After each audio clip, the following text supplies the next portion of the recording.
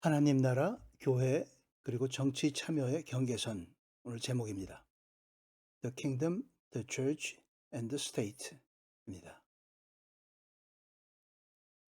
성경 예언서에는 사회 정치에 관한 말씀들이 많이 있습니다. 사랑하는 선택된 나라가 윤리를 잃어서 골아 터지게 되면 하나님께서 친히 역사 속에 개입하시는 거죠. 그래서 우리는 심판과 구원이라고 이야기합니다. 오늘은 이사야서 13에서 27장까지 단락을 보기 전에 하나님 나라와 선택된 자녀들, 성도, 교회와의 관계, 그리고 이 성도와 교회와 세속 국가 간의 관계를 중심으로 간략히 정리하고 다음 주부터 이사야서 13장에서 27장을 하고자 합니다. 각자 오늘날 우리나라 정치 현실에 적용해 보시기 바랍니다.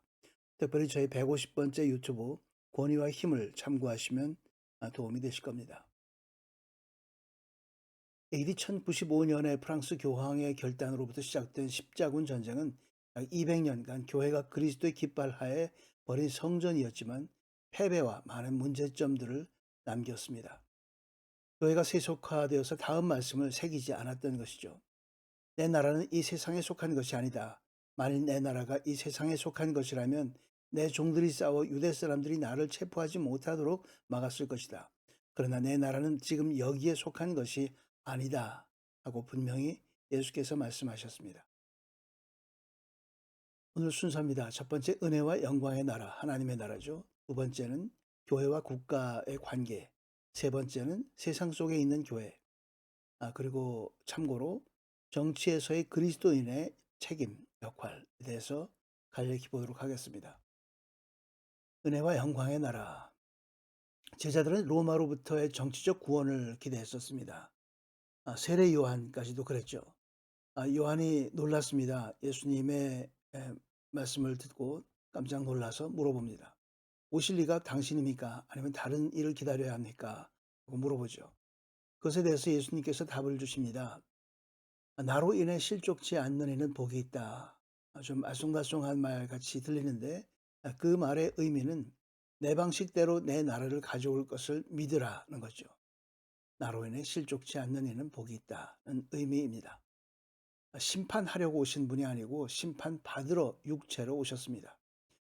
요한이 전한 메시지는 도끼가 나무 뿌리에 있다고 심판을 예고했었는데 막상 예수님이 오신 다음에는 심판하지 않으시고 오히려 겸손하게 섬기는 모습을 보게 되었죠.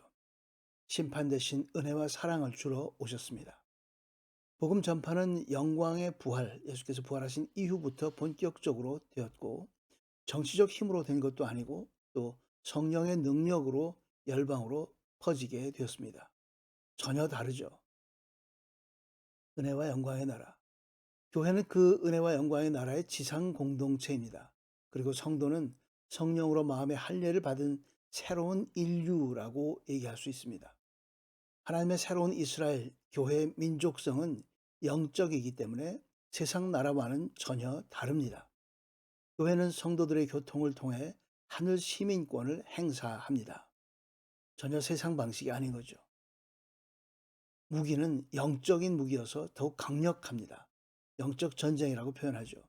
고린도후서 또 에베소서 또 고린도전서에 영적 전쟁에 관해서 많이 기록되어 있습니다. 교회는 명예나 권력에 대한 세상적 개념에 집착해서는 안 됩니다. 왜냐하면 하나님 나라가 훨씬 좋은, 훨씬 완벽한 영원한 나라가 있기 때문에 그렇죠. 교회와 국가의 관계입니다. 역사 현실은 교회는 종종 국가의 악역에 기대어 실리를 취할 때가 있었습니다. 십자군 같은 경우도 그랬죠. 그렇게 전쟁에 동원해 놓고 막상 전쟁에 나갔던 것은 국가였습니다. 교회가 아니었죠.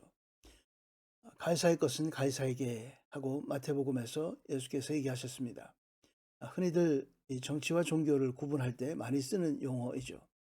모든 권세에 복종하라. 디도서 또 로마서의 첫 절마다 그렇게 기록되었습니다. 성도들도 그 질서의 유익을 누렸습니다. 성도들도 같은 이 시민이기 때문에 그 질서, 권위 중심의 그 질서의 유익을 누렸죠. 복음 전도도 마찬가지로 시민 평화, 사람들이 평화롭게 사는 그 모습에 도움을 받았던 겁니다. 하지만 맹목적 순종을 요구하지 않습니다.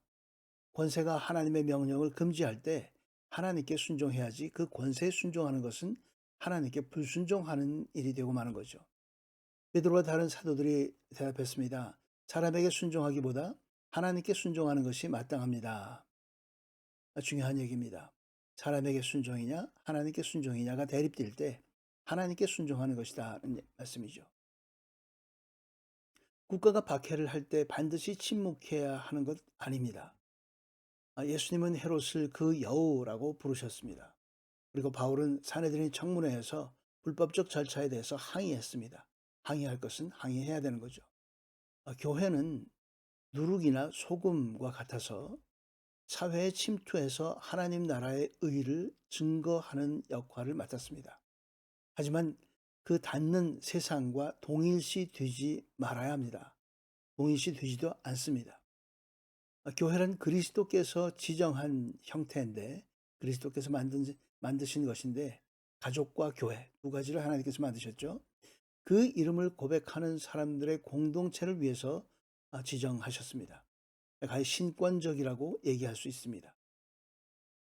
세상 속에 있는 교회, 이스라엘은 심판받았지만 언약은 불변입니다. 감람나무 비유 아시죠? 참 감람나무와 돌 감람나무. 그래서 이방인이 이 구약의 이스라엘 역사의 그 역사를 계속 이어갈 수 있는 이방인 그리스도인들을 얘기합니다. 옛 언약과 새 언약의 연속성이 있습니다. 구약 따르고 구약은 믿을 필요가 없고 신약만 필요하다는 것이 아니고 계속 이어지는 연속성이 있지만 그 연속성이 정체성은 아닙니다. 정체성과 연속성은 다릅니다. 교회는 영적인 의미에서 교회는 가족입니다. 족장적인 가족이 아니죠. 구약에서는 족장 중심이었고 그 혈연 중심이었지만 이 가족이 영적인 가족입니다. 그리고 국가도 기독교 국가가 아니에요. 선택받은 국가가 아닌 것이죠. 국가로서가 아닙니다. 가족이다. 족장적 가족이 아닌 가족이다라는 말은 사랑의 인간관계를 얘기합니다. 사랑으로 그 관계가 형성된 사람들의 가족이죠. 그래서 친척보다 우리 교인들끼리 더 가깝게 지내는 경우가 아주 많습니다. 국가, 기독교 국가가 아니라는 말도 문화와 민족적인 차이를 초월하기 때문에 교회에서는 그 일반 국가보다 훨씬 더 넓고 강력하다고 얘기할 수 있는 거죠. 그것이 바로 세상 속에 있는 교회입니다. 정치에서의 그리스도인의 책임입니다. 민주주의는 시민에게 정부에 대한 발언권을 주기 때문에 기독교회는 참여의 특권에 대한 책임을 집니다. 따라서 교회는 정치 문제의 기초인 윤리 문제를 알 수 있도록, 모든 사람들이 알도록 성경적 지침과 지혜를 제공해야 합니다.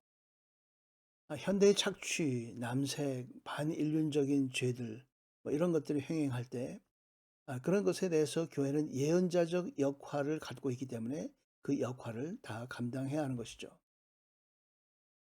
사회 정의를 공감하는 것은 정치 권력으로 복음을 전하라는 의미가 아닙니다. 교회에서도 사회 정의를 얘기하죠. 하지만 그것은 정치 권력을 취해서 복음을 전하라는 것이 아니고 또 칼을 들고 최후 심판을 내리라는 의미도 역시 아닙니다. 성도는 그리스도의 이름으로 권력을 행사하는 기독교인만의 정당을 결성할 자유가 없습니다. 그것은 세속이고 이 세상에 속한 것입니다. 그렇게 되면 하나님 나라를 세상 정치와 동률에 놓는 것이기 되기 때문에 그렇습니다.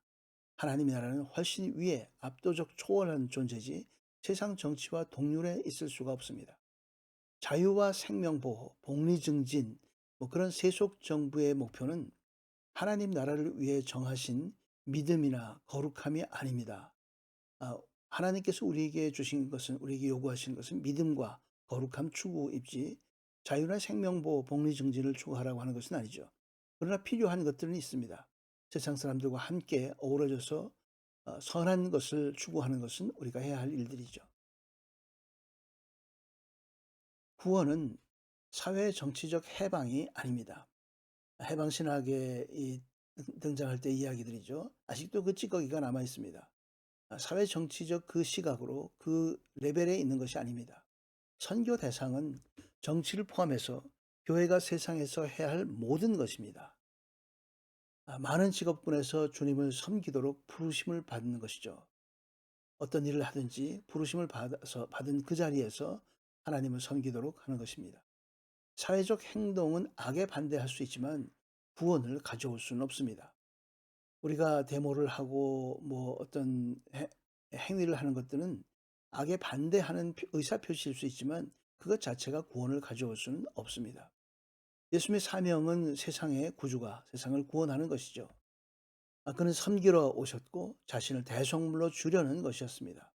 무엇을 취하고 얻어먹으려고 하는 것이 아니라 주기 위해서 오셨고 병을 치료하고 모든 것을 주는 것에 초점이 맞춰져 있습니다. 정당 결성이나 권력 쟁취와 정반대의 모습입니다. 오늘날 한국 교회 일부 분들이 그렇게 정당을 결성하고 또 비례대표 몇 번을 받았느냐 하는 것은 하나님께서 요구하는 것이 전혀 아니고 그렇게 해서 권력 쟁취하는 것들은 이 하나님께서 원하시는 이 방식의 정반대의 모습이라는 것을 우리가 기억할 필요가 있습니다. 우리가 기억할 것은 예수님입니다. 예수님께 초점을 맞추어 예수 그리스도의 사람으로 이 땅의 역사가 끝날 때까지 하나님께 영광 돌리는 하나님의 사람으로 살기를 주의 이름으로 축원합니다. 함께 기도하겠습니다. 하나님 아버지, 우리가 받은 생명의 기회를 정의 구현을 위한 투쟁 대신 사랑과 섬김으로 아버지의 뜻을 이루게 하여 주옵소서. 세상 권위에 순종하되 핍박에 침묵하지 않으며 이웃과 사랑의 관계 속에서 하나님 나라의 진리를 세상에 보여주게 하여 주시옵소서.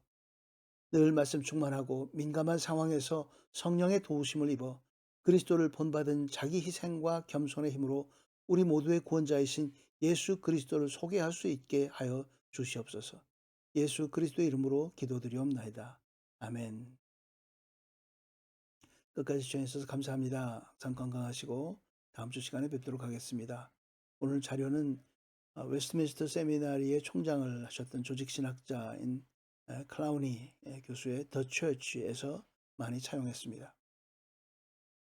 가을 환절기에 건강 조심하시고 다음 주에 뵙도록 하겠습니다. 감사합니다.